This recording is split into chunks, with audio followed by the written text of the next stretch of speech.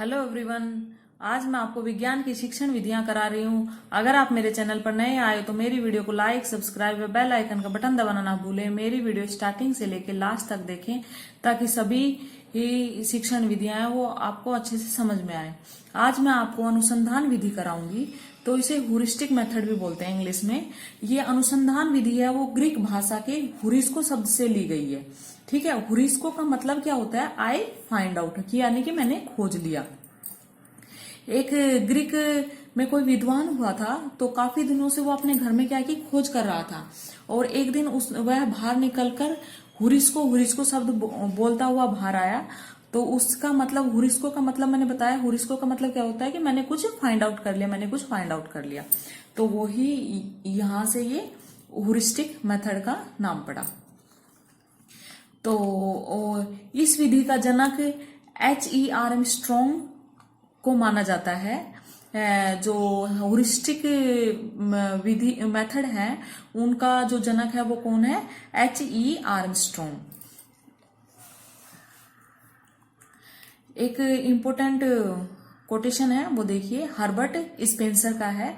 Herbert Spencer ने क्या बताया वो देखो, शिक्षकों को बालकों को कम से कम बताना चाहिए लेकिन उन्हें अधिक से अधिक जानने के लिए प्रेरित करना चाहिए। हर्बर्ट स्पेंसर बताते हैं कि जो शिक्षक होता है ना, उसे बालकों को कम से कम बताना चाहिए। ठीक है, उनको इतना बताएं कि बच्चा आगे बढ़ जाए, लेकिन उन्हें अधिक से अधिक जानने के लिए क्या करना चाहिए? प्रेरित करना चाहिए कि हाँ आप कर सकते हो, ऐसे करो, ऐसे नहीं करो। तो वो सब चीज क्या है? हर्बर्ट स्पेंसर ने बताया कि बच्चों को, शिक्षक होते हैं वो बच्चों को कम से कम बताएं और उसे अधिक से अधिक जानने के लिए प्रेरित करना चाहिए। अनुसंधान विधि के कुछ उपनाम है। जो उपनाम है अनुसंधान, अन्वेषण, और आजकल जो चलन में चल रहा है वो है अनुमानी विधि। ये सब क्या है? अनुसंधान विधि के उपनाम है।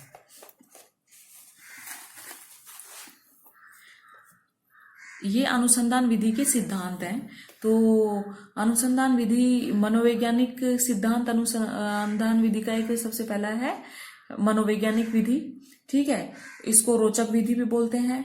जिज्ञासात्मक विधि, ज्ञात से अज्ञात की ओर, क्रियात्मक विधि का सिद्धांत, अनुभव विधि बोल दे, अनुभव का सिद्धांत बोल सकते हैं। तो ये सब क्या है? अनुसंधान विधि के सिद्धांत है। तो रोचकता का सिद्धांत इसलिए होता है क्योंकि बालक इसमें क्या करता है खुद करता है तो क्या है कि उसको अच्छा लगेगा, कि उसको इंटरेस्ट आएगा कि हाँ अभी आगे क्या होगा, मैं कर रहा हूं। तो ये सब, तो इसलिए इसको रोचकता का सिद्धांत भी बोलते हैं। जिज्ञासात्मक विधि, जब भी कोई बच्चा है कोई अपना नया चीज करेगा, नई चीज देखेगा और वो फिर उसको करेगा, तो उसमें ऑटोमेटिक क्या है कि जिज्ञासा जागेगी कि अभी नेक्स्ट क्या होगा। फिर क्रियात्मक विधि का सिद्धांत, यानी कि बच्चा जब कोई काम कर रहा है तो वह क्रियाशील रहेगा। फिर ज्ञात से अज्ञात, और कुछ पता है उसको और वो नहीं जो पता है उसको फाइंड आउट करता है वो।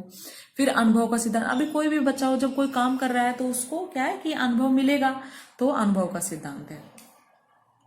तो इस विधि का जनक तो मैंने बता ही दिया है। इस विधि का जनक है वो H.E. आर्मस्ट्रॉन्ग है। अनुसंधान विधि के अभी गुण देखते हैं, चलो। यह एक मनोवैज्ञानिक अनुसंधान विधि क्या है? मनोवैज्ञानिक विधि है, क्योंकि यह मनोवैज्ञानिक सिद्धांतों पर आधारित है।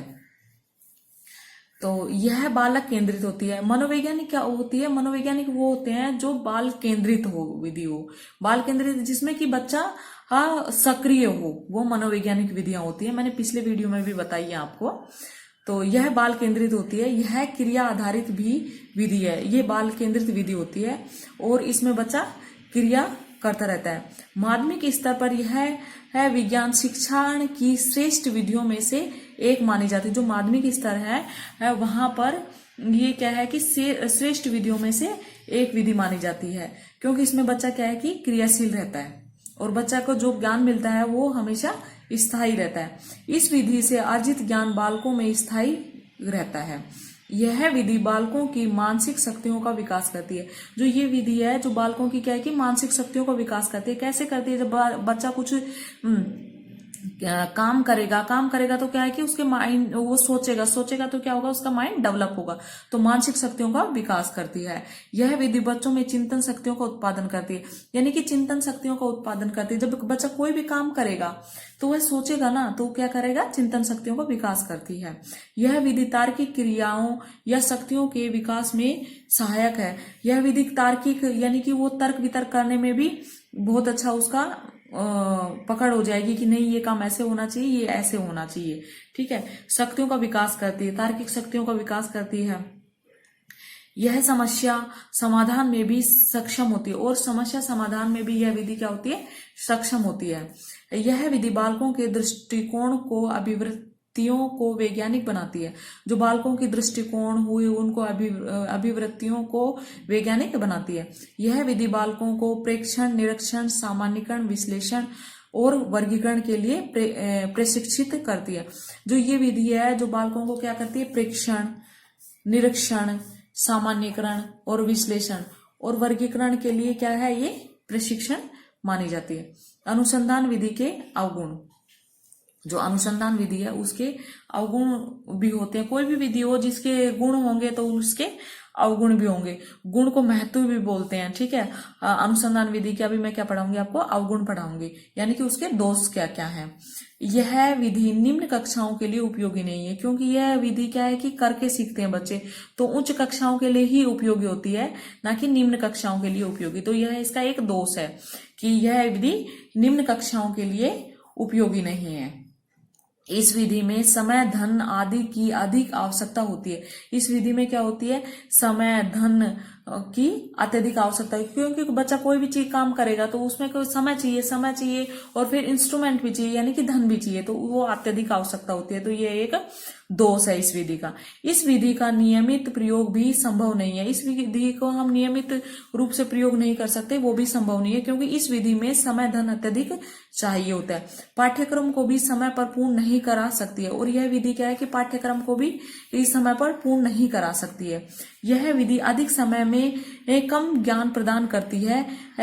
इस विधि को सीखने की गति धीमी होती है।